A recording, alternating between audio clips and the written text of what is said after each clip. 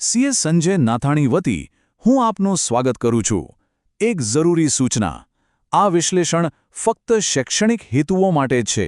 અહીં આપેલી માહિતીના આધારે કોઈપણ નિર્ણય લેતા પહેલા મહેરબાની કરીને તમારા નિષ્ણાત સલાહકારની સલાહ ચોક્કસપણે લેશો. નમસ્કાર. જીએસટીમાં ફરી એકવાર મોટા ફેરફારો આવી રહ્યા છે અને સ્વાભાવિક છે કે ઘણા વેપારી મિત્રોના મનમાં થોડી ગૂંચવણ છે. પણ ચિંતા ના કરશો. આજે આપણે આ બધા જ ફેરફારોને એકદમ સરળ ભાષામાં સમજીશું. તો સૌથી મોટો સવાલ 22 સપ્ટેમ્બર 2025થી જીએસટીના દરો બદલાઈ રહ્યા છે. શું આપણો બિઝનેસ આ ફેરફાર માટે તૈયાર છે? ખાસ કરીને સુરત જેવા મોટા વેપારી કેન્દ્રો માટે આ ફેરફારોને સમજવા ખૂબ જ જરૂરી છે. તો આ ફેરફારોને સરળતાથી પાર પાડવા માટે શું જાણવું જરૂરી છે? ચાલો, આજના વિશ્લેષણમાં આપણે 5 મુખ્ય મુદ્દાઓ પર વાત કરીશું. સૌથી પહેલાં, નવા દરો શું છે? બીજું, જૂના સ્ટોકનું શું કરવું? ત્રીજું, આપણી ઇનપુટ ટેક્સ ક્રેડિટનું સંચાલન કેવી રીતે કરવું? ચોથું, આપણા સોફ્ટવેરમાં શું ફેરફાર કરવા પડશે? અને છેલ્લે, તમારા માટે એકદમ સરળ એક્શન ચેકલિસ્ટ. ચાલો, તો સૌથી પહેલા અને સૌથી અગત્યના સવાલથી શરૂઆત કરીએ કે નવા જીએસટી રેટ્સ આખરે છે શું? જુઓ, સ્ક્રીન પર તમે જોઈ શકો છો કે કેટલાક મોટા ફેરફારો થયા છે. સિમેન્ટ અને ટીવી એસી જેવી વસ્તુઓ પર ટેક્સ સીધો 28%થી ઘટીને 18% થઈ રહ્યો છે. આ એક મોટો ઘટાડો છે. એ જ રીતે સાબુ અને ટૂથપેસ્ટ જેવી રોજબરોજની વસ્તુઓ પર ટેક્સ ઘટીને માત્ર 5% થઈ જશે, જે સામાન્ય માણસ માટે બહુ મોટી રાહત છે.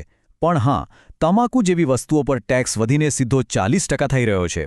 અને સૌથી મહત્વનો ફેરફાર એ છે કે 12 અને 28%ના સ્લેબને હટાવીને મોટાભાગની વસ્તુઓને 18%ના એક જ સ્ટાન્ડર્ડ રેટમાં લાવી દેવાઈ છે, જેથી આખી સિસ્ટમ સરળ બને. હવે જેવો રેટ ઘટવાનો આવે એટલે દરેક વેપારીના મગજમાં પહેલો સવાલ શું આવે? બરાબર, મારી પાસે જે જૂનો માલ પડ્યો છે, જૂની એમઆરપી વાળો, એનું શું? ચાલો, આ ખૂબ જ મહત્વના મુદ્દાને સમજીએ. અને આ જ છે મુખ્ય પડકાર. માલ તો દુકાનમાં ગોઠવાયેલો છે. એના પર જૂની, વધારે એમઆરપી છાપેલી છે. હવે એનું વેચાણ કરવું કઈ રીતે? પણ ચિંતા કરવાની જરૂર નથી. સરકારે આના માટે એકદમ ક્લિયર અને પ્રેક્ટિકલ રસ્તો બતાવ્યો છે. પહેલું કામ શું કરવાનું? એ બધો જ સ્ટોક અલગ કરો જેના પર જૂની એમઆરપી છે અને હવે જીએસટી રેટ ઘટ્યો છે.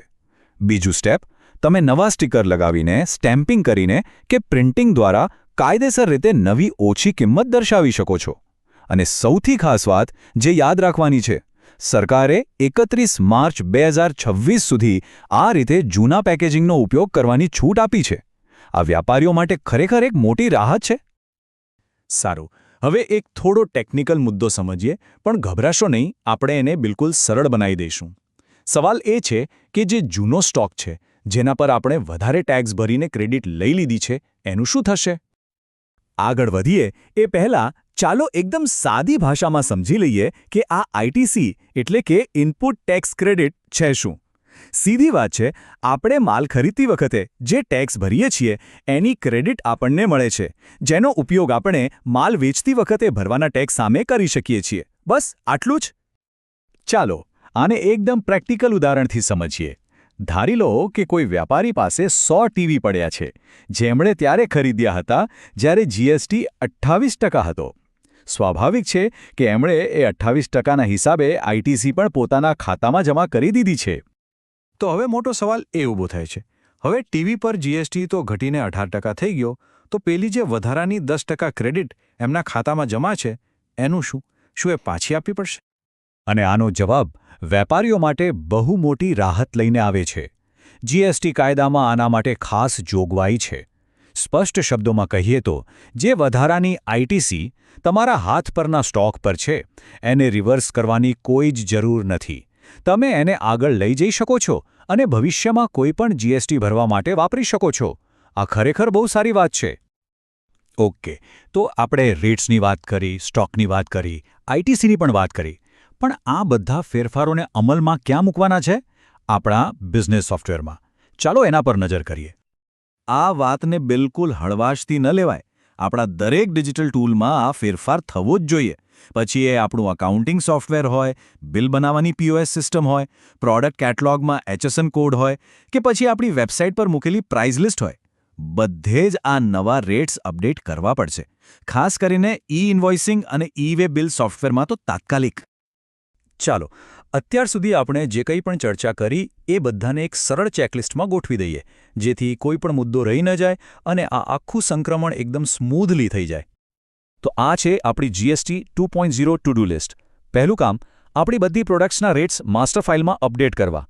બીજું, જૂના એમઆરપીવાળા સ્ટોક પર નવું લેબલ લગાવવાનું પ્લાનિંગ શરૂ કરી દેવું. ત્રીજું, આપણી આઈટીસી બરાબર કેરી ફોરવર્ડ થઈ છે કે નહીં એ ચેક કરી લેવું. ચોથું, આપણી આઈટી ટીમને કહીને બધા સોફ્ટવેર અપડેટ કરાવી લેવા. અને છેલ્લું પણ એટલું જરૂરી, આપણા ગ્રાહકો અને સપ્લાયર સાથે આ બાબતે સ્પષ્ટ વાતચીત કરી લેવી. જુઓ, આ નવા સુધારાનો હેતુ આખી સિસ્ટમને સરળ બનાવવાનો છે, પણ એનો ફાયદો ત્યારે જ મળશે જ્યારે આપણે એનું બરાબર પાલન કરીશું. નવો જીએસટી ખરેખર પહેલાં કરતાં સરળ છે, પણ એનું પાલન કરવું એ જ સફળતાની ચાવી છે. તો સવાલ એ નથી કે જીએસટી સરળ છે કે નહીં, સવાલ એ છે કે શું આપણો બિઝનેસ આ સુધારાને એક તકમાં ફેરવવા માટે સંપૂર્ણપણે તૈયાર છે.